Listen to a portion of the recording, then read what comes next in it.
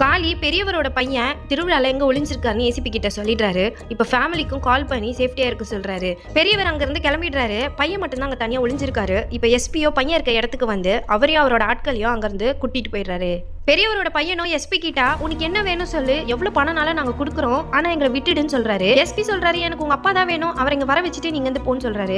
இப்ப காளி கிட்ட பெரியவர் எங்க இருக்காருன்னு கண்டுபிடிக்கணும், அதனால இவரையும் உள்ள கொண்டு போய் அடைச்சு வைக்கிற மாதிரி வைக்கிறாங்க. பையனை விட்டு பெரியவரை கால் பண்ணி ட்ரேஸ் பண்ணலாம்னு நினைக்கிறாங்க. ஆனா அவர் அம்மாக்கு கால் பண்ணி அப்பாவை ஜாக்கிரதையா இருக்க சொல்லுன்னு சொல்றாரு. இப்ப காளியும் அவரோட இருக்கிற ஆட்களும் எஸ்கேப் ஆயிடுறாங்க. எஸ்பியை வந்து பெரியவரோட பையன் சுட்டுடுறான். காளி தான் இவரை காப்பாத்தி கார்ல அமுச்சு வைக்கிறாரு.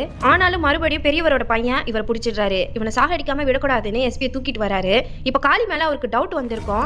நாங்க இருக்கிற இடம் எஸ்பிக்கு எப்படி தெரியும்னு காளி கிட்ட விசாரிச்சுட்டு இருக்காரு. இப்ப அவர் தான் இதுக்கெல்லாம் காரணம்னு அவர் சுடவும் வராரு. ஆனா அதுக்குள்ள காளி பெரியவரோட பையனை வெட்டிடுறாரு. கூட இருந்தவங்களையும் அடிச்சு விரட்டிடுறாரு. எஸ்பி கிட்ட என்ன இந்த பிரச்சனையில இருந்து நீங்க தான் காப்பாத்தணும்னு சொல்றாரு. இப்ப வைஃப் கிட்ட போறாரு, நடந்த எல்லா விஷயத்தையும் சொல்றாரு.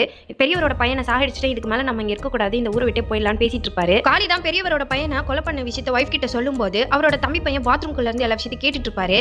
இப்ப காளிக்கு டவுட் வந்துருது. ஒரு வேலை இவர் போய் பெரியவர் கிட்ட சொன்னா அவர் இவங்களை சும்மா விட மாட்டாரு. காளியை இப்ப இவரை போட்டு பயங்கரமா அடிக்க ஆரம்பிக்கிறாரு. சேத்துல அவர் முக்கும் போது அவருக்கு மூச்சு திணறல் வந்துட்டு இப்ப அவருக்கு மனசு கேட்காம அவர் காப்பாத்தி விட்டுறாரு. அவர் தண்ணி கேட்பாரு, எடுத்துட்டு வரலான்னு வீட்டுக்கு போனா அங்க பெரியவர் அவர் ஃபேமிலியோட வந்திருக்காரு. இன்னைக்கு ஒரு நாள் நைட் மட்டும் நாங்க இங்க தங்கிக்கிறோம், என் ஃபேமிலியை நீ தான் பாதுகாக்கணும்னு சொல்றாரு. காலையில இப்போ அவங்க ஃபேமிலியை அவங்க வீட்லயே ஸ்டே பண்ண வச்சுட்டு பெரியவரோட கிளம்பி போறாரு. பெரியவரோட தம்பி பையனோட போன் இவங்க வீட்டுல தான் இருக்கும். அதை அவங்க பொண்ணு பாத்துருப்பாங்க. இப்ப இவங்க மேல டவுட் வருது. உடனே பெரியவருக்கு கால் பண்ணி எனக்கு என்னமோ அண்ணன் காணாம போனதுக்கு காளி தான் காரணமா இருப்பான்னு சந்தேகப்படுறதா சொல்றாங்க. இப்ப வண்டியை நிறுத்திட்டு காளியை விசாரிக்கிறாரு. காளி தான் அவங்க பையனை ஏதோ பண்ணிட்டாருன்னு இப்ப காளியை பயங்கரமா அடிக்கிறாங்க.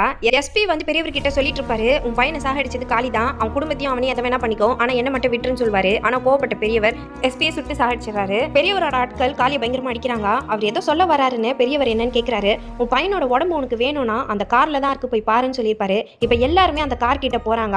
காருக்குள்ள ஒரு பெட்டி தான் இருக்கும், அது ஃபுல்லா வெடிகுண்டா இருக்கும். அதோட கம்பி இவர் காலில் ஏதாவது கட்டி வச்சிருக்காரு. இவர் இழுத்ததுமே வெடிச்சிடுது. எல்லாருமே இறந்து போயிடுறாங்க. பெரியவர் உங்க பையனையும் சாகடிக்கலன்னா என் குடும்பத்தை அழிச்சிருப்பாங்க, என்ன மன்னிச்சிடுங்க, உங்க குடும்பத்தை பாருங்கன்னு சொல்லிட்டு இப்ப இவர் இந்த ஊரை விட்டே போயிடுறாரு.